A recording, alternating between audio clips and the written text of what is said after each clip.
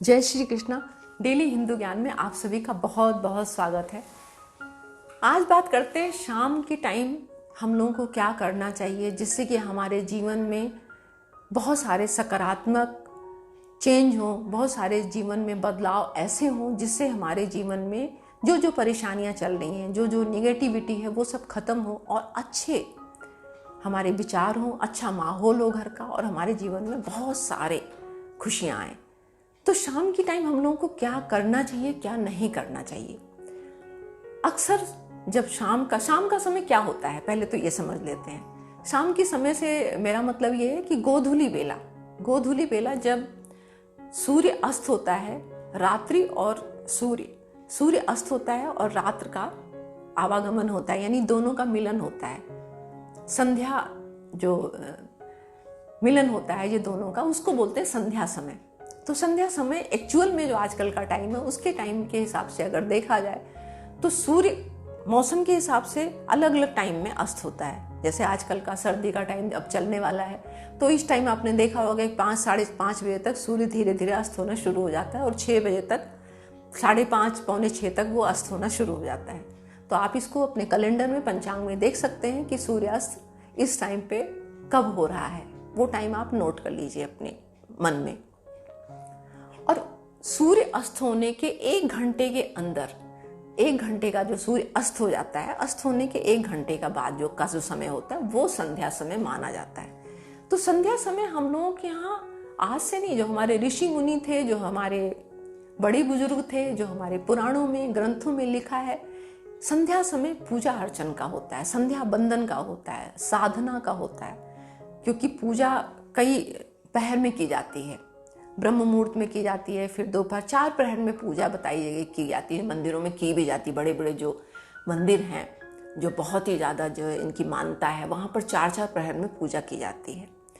अब हमें घर में तो हम इतना नहीं नियम से कर सकते, तो 2 टाइम तो हम लोग घर में भी कर सकते हैं, जो कि सुबह का करते हैं। तो सुबह का जो टाइम होता है वो सूर्यास्त से और सूर्यास्त के 1 घंटे के अंदर, यानी कि सूर्य उगने से 1 घंटे के अंदर का जो टाइम होता है वो पूजा बंदन का माना जाता है, पूजा आराधना का माना जाता है। ऐसे शाम का जो समय होता है वो सूर्यास्त के 1 घंटे का बाद माना जाता है। अब इस टाइम पे आपको भूल के भी झाड़ू नहीं लगाना है घर में। जब सूर्यास्त हो जाए तो आपको घर में झाड़ू वगैरह नहीं लगानी है, झाड़ू नहीं लगानी है, पोछा नहीं लगाना है। आपको घर में किसी को, कोई अगर लेडीज हैं तो उनको कंघी नहीं करनी चाहिए। कहते हैं सूर्यास्त जब हो उस टाइम आपको कंघी नहीं करना चाहिए, नहाना नहीं चाहिए, सिर नहीं धोना चाहिए। ये सब काम हमारे बड़े बुजुर्ग मना करते थे। उसका रीजन था क्योंकि अगर इस तरह से हम लोग काम करने शुरू करते हैं तो हमारे से लक्ष्मी रुष्ट होनी शुरू हो जाती हैं। वो उनका एक तरह से अपमान होता है। उनको ये सब चीज़ें पसंद नहीं है, न विष्णु भगवान को पसंद है और न लक्ष्मी जी को पसंद है। तो ये सब चीज़ें हमें नहीं करनी है। हमें करना क्या है कि सूर्य अस्त होने से पहले ये काम कर लेना है, घर की साफ सफाई कर लेना है। और मंदिर में हमें जो सफाई है मंदिर की पूजा के बर्तन वगैरह साफ करके, और हमें आरती की तैयारी करनी है क्योंकि भगवान का शाम का टाइम हो गया है, अब हमें उनकी आरती करनी है। तो शाम को घर में आरती की जाती है, पूजा की जाती है, आरती के बाद भगवान का भोग लगाया जाता है। और ये सब चीज़ अगर हम अशुद्ध अवस्था में हैं तो हमें नहा के करना होता है। आप जब भी टॉयलेट गए हैं या इस तरह से कुछ अशुद्धि मतलब अवस्था में है तो आपको नहा लेना है, नहा के ये सब काम करना है। चाहे वो सुबह का टाइम हो चाहे शाम का टाइम हो, पूजा का कोई भी काम आप जब करते हैं तो आपको नहा के शुद्ध वस्त्र धारण करने हैं और फिर ये काम करना है। शाम की टाइम आपको पूजा आरती ये तो करनी है। जैसे शाम होती है वैसे आपको अंधेरा घर में बिल्कुल नहीं रखना है। शाम होते ही, वो आपका घर की स्थिति के ऊपर डिपेंड करता है। कई घर आजकल ऐसे हैं जिसमें आंगन नहीं होते हैं, जिसमें रोशनी की कम व्यवस्था होती है, तो उनके यहाँ दिन में भी पूरे टाइम लाइट जलती रहती है। और रात को शाम होते ही तो मतलब हम लोगों को, अगर आपके यहाँ रोशनी की पूरी व्यवस्था है तो शाम को आपको लाइटें सारी घर की जलानी, सारी घर की मतलब एक बार जब आप आरती करते हैं, पूजा बंदन करने जा रहे हैं तो आप पूरे घर की लाइट जलाइए। पूजा करने के बाद आप जहाँ जहाँ जरूरत है वहाँ की लाइट रहने दीजिए, बाकी सब बंद कर दीजिए। लेकिन जिस टाइम आप पूजा करते हैं उस टाइम आपके घर में कहीं भी अंधेरा नहीं होना चाहिए। जहाँ जहाँ की लाइटें वो सारी जला दीजिए। कुछ मिनट के लिए, कुछ सेकंड के लिए, उतनी देर के लिए आप जला दीजिए और उसके बाद आप पूजा आराधना करिए। जिससे लक्ष्मी प्रसन्न होती हैं। शाम के टाइम अंधेरा घर में रखने से लक्ष्मी जो आती भी है ना, तो वो भी वापस चली जाती हैं, क्योंकि वो अंधेरी जगह पे लक्ष्मी का निवास नहीं होता है। ये सब आप लोगों को पता होगा। अब इसके साथ साथ आपको घर के दरवाज़ा, खास करके मेन डोर जो है, उसको आपको थोड़ी देर, जितनी देर आप पूजा आरती करते हैं उतनी देर आप खोल के रखिए। मेन डोर अगर नहीं खोल सकते तो जाली वाला बंद रखिए, लेकिन आपके घर में बाहर की हवा, एनर्जी आनी चाहिए उस टाइम पे। पूरे टाइम घर बंद रखने से आपके घर की जो एनर्जी है, वो सारे लोग इकट्ठे रहते हैं, वहाँ की जो हीट होती है, जो एनर्जी होती है, वो निगेटिव एनर्जी पूरी रहती है। बाहर की जो सकारात्मक एनर्जी है, जो ऊर्जा है, वो नहीं आ पाती है घर में। तो इसीलिए कहते हैं घर हवादार होना चाहिए, खुला होना चाहिए, जिसमें बाहर की हवा अंदर आनी चाहिए। उससे क्या है कि हमारे दिमाग में शांति रहती है, हमारे जो मस्तिष्क है उसमें नई ऊर्जा का संचार होता है।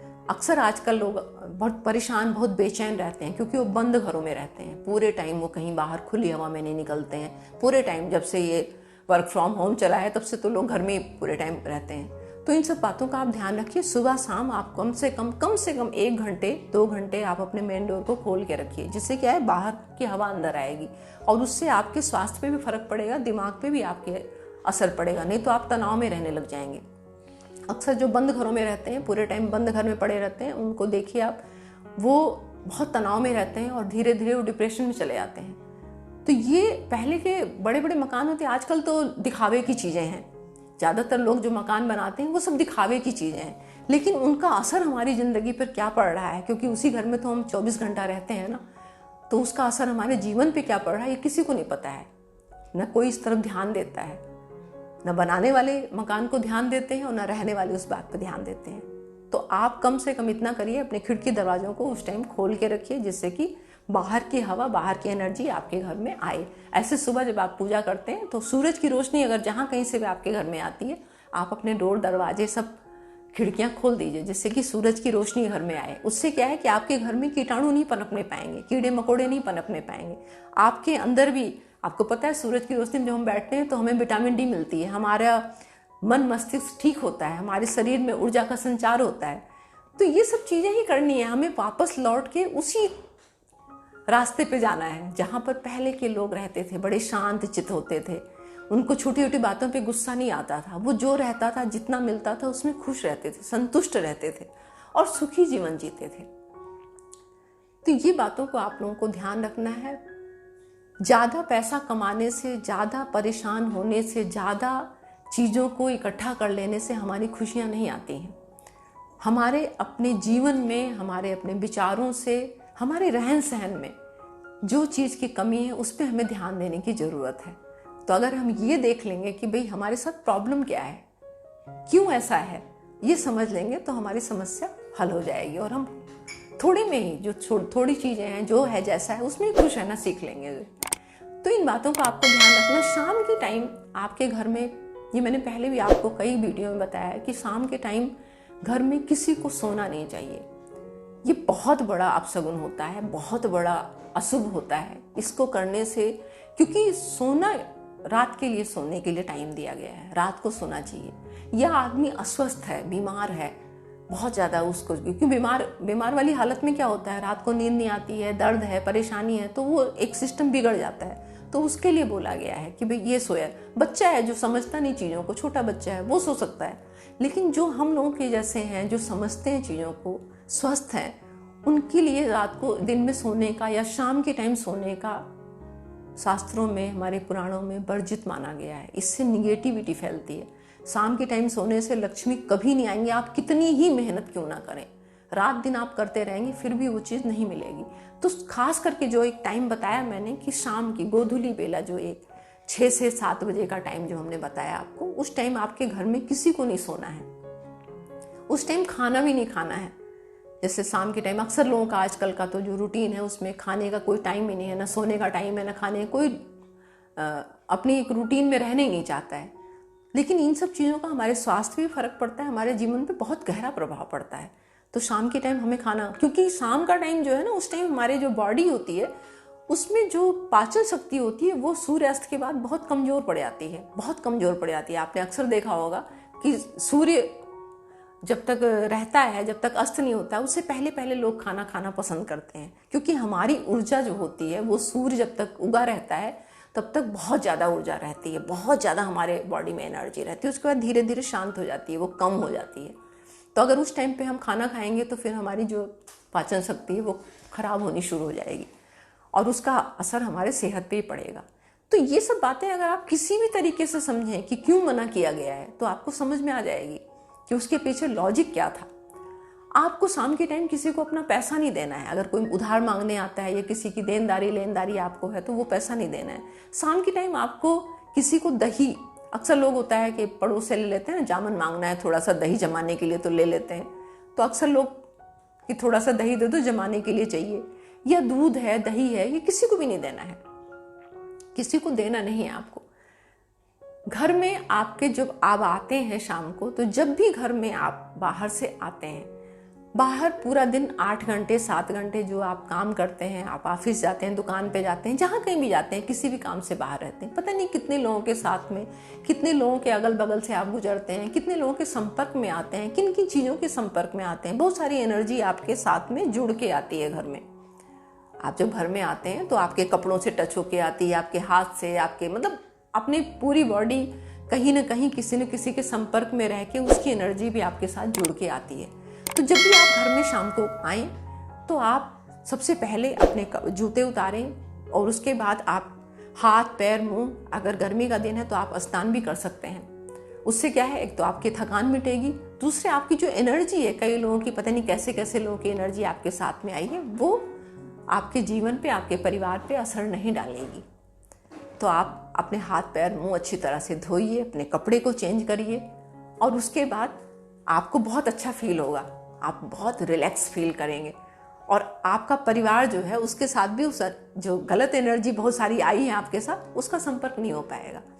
तो ये छोटी छोटी बातें हैं, इन बातों का आप ध्यान रखिए। आप पूजा आराधना जब करते हैं तो आपको शाम के टाइम पूजा करते टाइम आपको जो है कैसे पूजा करनी है, कैसे नहीं करनी है, ये मैं किसी और वीडियो में बताऊंगी। लेकिन आपको पूजा करने से पहले आपको दोनों टाइम जब भी आप पूजा करते हैं, आप अपनी जोत, अपने पूजा के बर्तन, उनको अच्छी तरह से पूजा घर को साफ सुथरा करिए, वहाँ गंगा जल छिड़किए और रोज पूजा घर के बर्तन धो के ही, साफ करके ही उसको इस्तेमाल करिए। बहुत लोगों को मैंने देखा है, उनको पता नहीं है या तो उनको अज्ञानता है, उनको ज्ञान नहीं है। अक्सर मैंने लोगों को देखा है कि जो जोत जलाते हैं वो उसको क्या करेंगे, रुई लेंगे, उसको ऐसे पोंछ के उसके बाद दोबारा उसी में जोत जला देते हैं। ऐसा आप भूल के मत करिए। क्या आप जूठे बर्तन में खाना पसंद करेंगे? नहीं करते हैं ना हम लोग। जरा से भी गंदा होता है बर्तन तो उसको हटा देते हैं, साफ सुथरे बर्तन में हम खाना पसंद करते हैं। तो ऐसे भगवान को भी आप भोग लगा रहे हैं, उनकी आराधना कर रहे हैं, उनकी जोत जला रहे हैं, तो आप शुद्धता का पूरा ध्यान रखिए। वरना जो आप कर रहे हैं, अगर पूजा पाठ में आप शुद्धता का ध्यान नहीं रखते हैं तो होगा क्या कि आप तो कर रहे हैं लगातार और आपको कोई रोकने टोकने वाला भी नहीं है, आपको समझ भी नहीं है, लेकिन इसका दोष लगता है।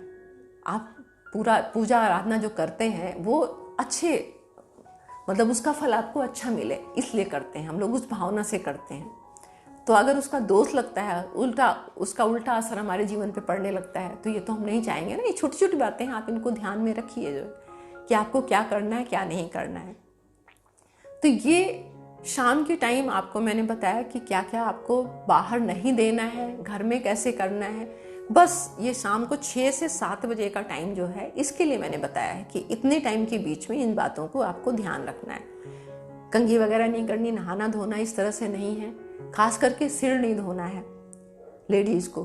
पूजा करते टाइम अक्सर मैंने देखा है कि आजकल का जो एक चलन हो गया है, आजकल एक चलन है कि खुले बालों में, पूरे टाइम खुले बालों में जो घर की लेडीज हैं वो रहती हैं और पूजा भी वो खुले बालों में ही करती हैं। भूल के भी खुले बाल में पूजा आपको नहीं करनी। आपके बाल गीले हैं, उसमें से पानी निकल रहा है, आप उस अवस्था में कभी भी पूजा मत करिए। आप बालों को इकट्ठा करिए, उनको बांधिए, उसके ऊपर सिर पे कपड़ा रखिए और फिर आप पूजा करिए। क्योंकि जाने अनजाने हम ये छोटी छोटी बातें जो हैं, इनकी गलतियां हम लोग करते हैं और उसका अंजाम भी हमारे जीवन पे पड़ता है, उसका असर बहुत पड़ता है, लेकिन हमें पता ही नहीं होता है। तो अक्सर हम लोग सोचते हैं परेशान क्यों है, क्यों परेशान है, सब कुछ तो करते हैं फिर भी परेशानी हमारी पीछा नहीं छोड़ती है। तो ये सब बातों को आप ध्यान में रखिए। ऐसा नहीं है कि लोग कहते हैं ना कि अरे ये सब दकियानूसी बातें, ऐसा कुछ नहीं होता है, ये है वो है। आजकल के लोग मानते ही नहीं, सबसे बड़ी बात ये मानते ही नहीं। लेकिन लॉजिकल तरीके से इन सब बातों को आप समझिए और फिर करके देखिए। करने में तो कुछ बुराई नहीं है ना, परेशानी नहीं है, तो करके देखिए। छोटी छोटी बातें हैं ये, अपने व्यवहार में इसको लाइए, अपने स्वभाव में, अपने जीवन, जो आपकी जीवन शैली है उसमें अपनाइए इन सब चीज़ों को। ध्यान रखिए, बस कुछ नहीं करना है, बस ध्यान रखना है इन सब बातों को कि हमें ये छोटी छोटी गलतियां हैं, इनको हमें नहीं करना है।